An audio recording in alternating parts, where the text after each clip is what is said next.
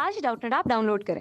Doubtnut पर अपने सभी गणित, रसायन विज्ञान, भौतिक विज्ञान और जीव विज्ञान के डाउट्स का करो सफाया। बस प्रश्न की फोटो खींचो, एक ही प्रश्न को क्रॉप करो और तुरंत वीडियो सोल्यूशन पाओ। अभी डाउनलोड करें।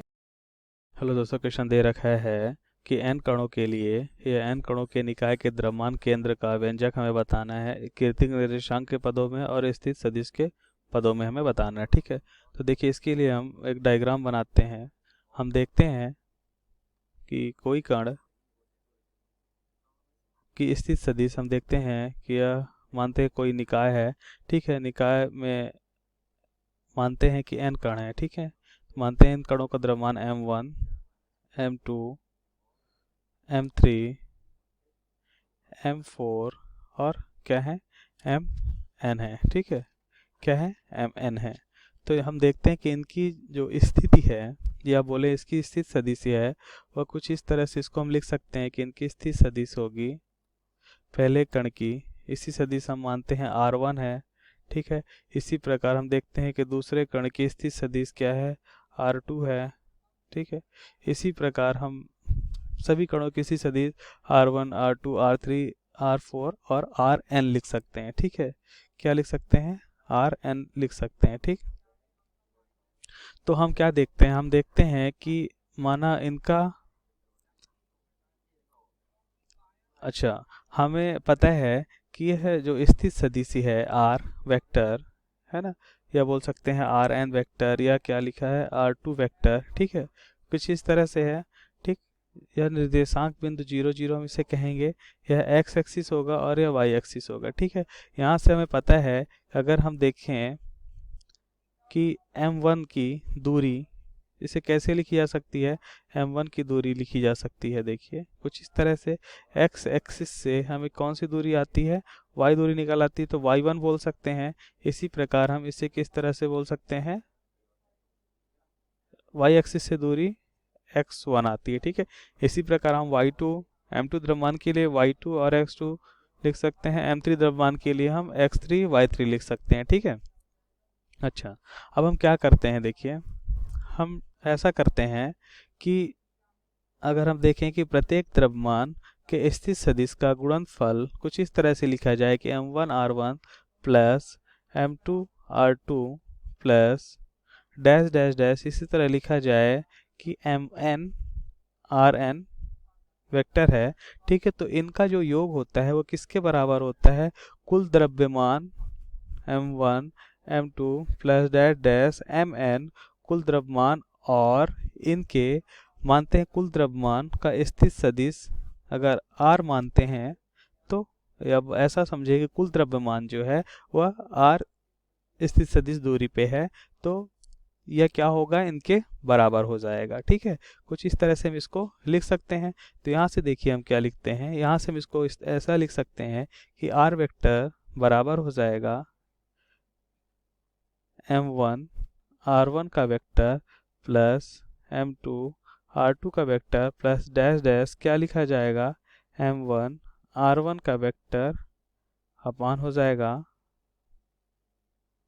m1 plus m2 plus m3 dash dash dash mn। ठीक है, यह लिखा जाएगा। ठीक है, तो यह क्या हो गया, यह जो व्यंजक निकला है यह किसके निकला, स्थित सदिश के पदों में निकला, जिसपे हमने क्या बताया, जिसपे हमने बताया कि r दूरी पे इस संपूर्ण पिंड का द्रव्यमान केंद्रित है। ठीक है, तो यह व्यंजक किसके लिए निकला, यह व्यंजक है r दूरी पे स्थित सदिश के लिए, यह मैंने निकाला स्थित सदिश के पदों में। ठीक है, क्या निकाला, r वेक्टर पर समस्त या बोल सकते हैं संपूर्ण पिंड का द्रव्यमान केंद्र का फार्मूला है, व्यंजक है। ठीक है, r वेक्टर पर संपूर्ण या बोल सकते हैं r सदिश पर संपूर्ण पिंड या निकाय का, संपूर्ण पिंड या निकाय का क्या है द्रव्यमान केंद्र है। ठीक है, द्रव्यमान केंद्र का व्यंजक। ठीक, अच्छा इसके हम दूसरे भाग की, पहले भाग की बात कर लेते हैं कि पहला भाग हमसे क्या पूछा है। इससे बताना है हमें किन पदों में, कीर्तीय निर्देशांक पदों में। ठीक है, तो हम बताते हैं इसको कीर्तीय निर्देशांक पदों में अगर हम लिखें तो इसको हम कैसे लिख सकते हैं। देखिए, हम जानते हैं कि आर वेक्टर, या बोल सकते हैं कि m1 द्रव्यमान x1 और y1 दूरी पे है।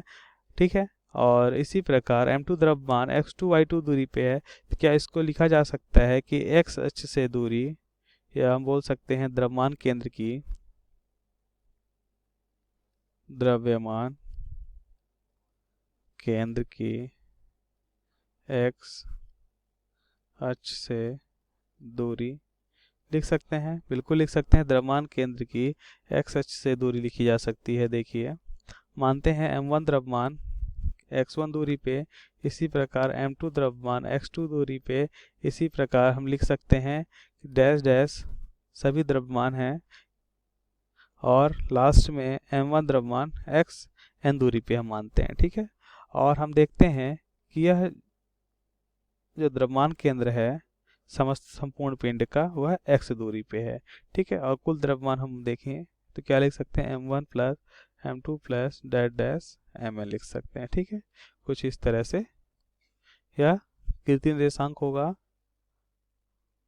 ठीक है, x अक्ष से, या बोल सकते हैं कि जो x दूरी होगी y अक्ष से। इसी प्रकार हम देखिए, यहाँ पर सुधारिएगा, जो दूरी होगी x, वो क्या होगी, y अक्ष से दूरी कहलाती है। क्या कहलाती है, जो अभी हमने निकाला है, यह y अक्ष से दूरी होगी। क्या होगी, y अक्ष से दूरी। इसी प्रकार हम बात करते हैं द्रव्यमान केंद्र की x अक्ष से दूरी। द्रव्यमान केंद्र की x अक्ष से दूरी। ठीक है, द्रव्यमान केंद्र की x अक्ष से दूरी निकालते हैं। देखिए, तो द्रव्यमान केंद्र की x अक्ष से दूरी मानते हैं द्रव्यमान केंद्र y दूरी पे है, तो इसको हम कैसे लिख सकते हैं, x अक्ष से दूरी। देखिए, m1 की y1 है, m2 की y2 होगी, x अक्ष से क्या हो जाएगी, m3 हो जाएगी, और क्या हो जाएगी, m3 के लिए x अक्ष से दूरी क्या हो जाएगी, y3 हो जाएगी, और mn के लिए x अक्ष से दूरी yn हो जाएगी। इसी प्रकार हम इसको लिख सकते हैं द्रव्यमान केंद्र की x अक्ष से दूरी के लिए, कि मानते द्रव्यमान केंद्र y दूरी पे है, इसको लिखा जाएगा m1 y1 दूरी पे है, m2 y2 दूरी पे। इसी प्रकार हम देखते हैं कि mn पिंड yn दूरी पे है। ठीक है, इसी प्रकार इसको क्या लिखा जाएगा, इसको लिखा जाएगा m1 plus m2 plus dash dash mn। ठीक है, तो यहाँ से देखिए हमें यह किसका व्यंजक निकला, यह व्यंजक निकला x अक्ष से दूरी पे द्रव्यमान केंद्र का व्यंजक है। ठीक है, थैंक यू। कक्षा 6वीं से 12वीं से लेकर नीट, IIT, JEE वो एडवांस के लेवल तक 1 करोड़ से ज़्यादा छात्रों का भरोसा। आज ही डाउनलोड करें डाउटनेट ऐप या व्हाट्सएप करें अपने सारे डाउट्स 8400 400 400 पर।